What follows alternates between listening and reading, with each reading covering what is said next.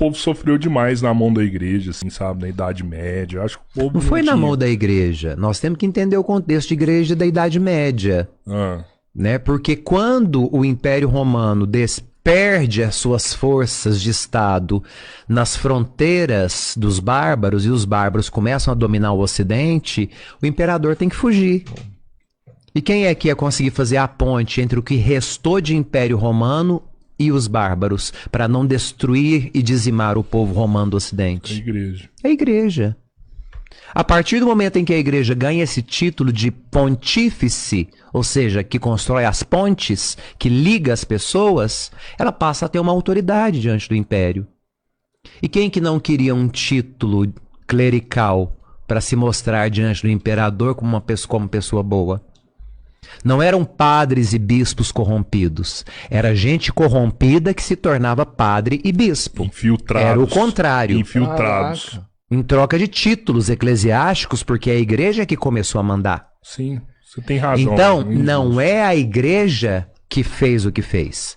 Foram os mau caráteres que assumiram cargos clericais em nome da igreja e fizeram toda a desgraça. E quem leva é a igreja.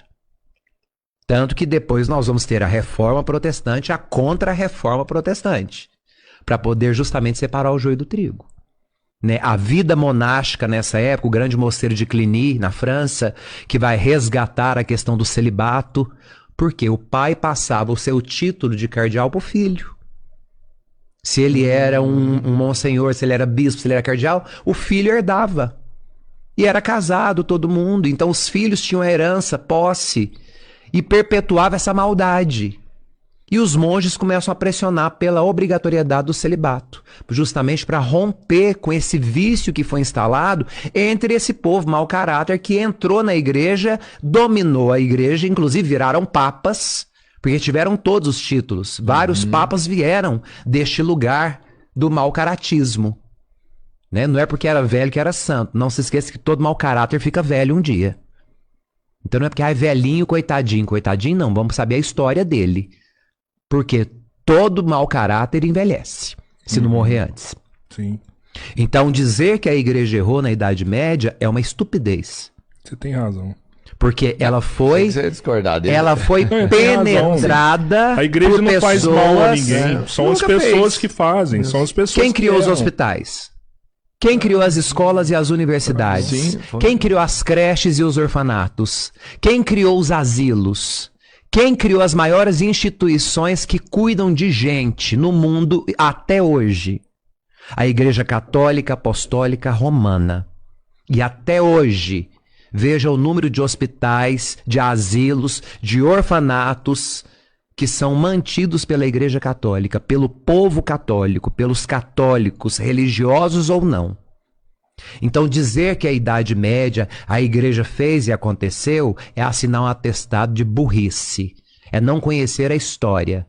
Não foi a igreja que fez. Foram pessoas desejosas de poder que a igreja agora tinha, que se adentraram na igreja e usurparam do nome da igreja para fazer o mal. Era gente que já estava ali porque não conseguiu ter títulos no império, foi ter títulos na igreja. Então a gente tem que saber diferenciar uma fase da outra. Sim. Se a gente não estuda a história, a gente corre o risco de cair na mão de péssimos professores. É verdade. Você me explicou uma coisa da igreja que eu sempre fui contra, que era o fato do padre não poder ter família. Mas foi feito isso inicialmente por uma questão moral. Exatamente. Inicialmente por uma questão moral, para defender a moral. Ué. Imagina, era passar de pai para filho.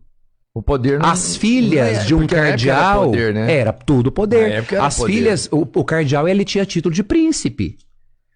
Se ele casava uma filha com alguém de outro país, ele era detentor da terra de outro país, porque ele deu a filha em troca de terra. Era como faziam os reis. Então, toda essa política ela tem que cair. Então, são os monges, principalmente os que vieram da regra de São Bento, que vão trazer a obrigatoriedade, exigir da igreja a obrigatoriedade do celibato. E aí acabou então nasce como uma questão moral. E depois eles percebem os frutos espirituais do celibato, por isso ele é mantido até hoje. Que é o que eu ia te perguntar agora, você já não podia mudar isso. Não, é mantido até hoje, é por uma questão, hoje, pela mística, pela fé. Nosso casamento é com a igreja. O sacerdote, na pessoa do Cristo, ele é o esposo da igreja. A igreja é a esposa de Cristo.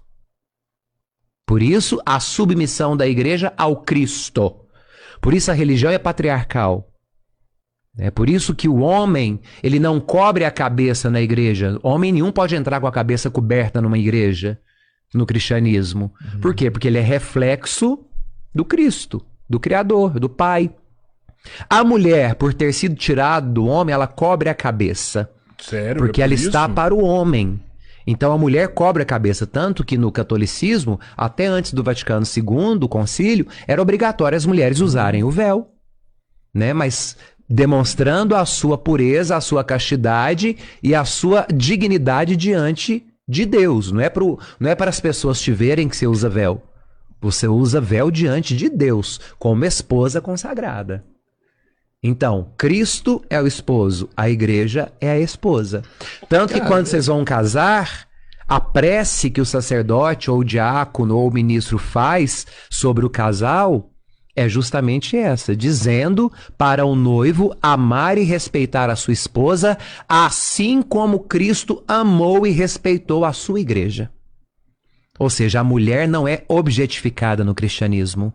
Ela é a sustentação. Quando nós falamos ela foi arrancada do homem, da costela do homem, essa metáfora não fala de submissão, fala de sustentação. Porque para que serve uma costela no corpo humano?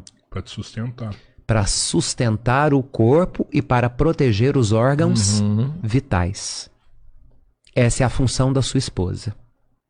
Por isso que dentro do patriarcado do cristianismo, o homem, por ser o reflexo do Criador, figura do Pai, ele não cobre a cabeça. A mulher cobre a cabeça, porque ela tem a função de proteger, de cuidar.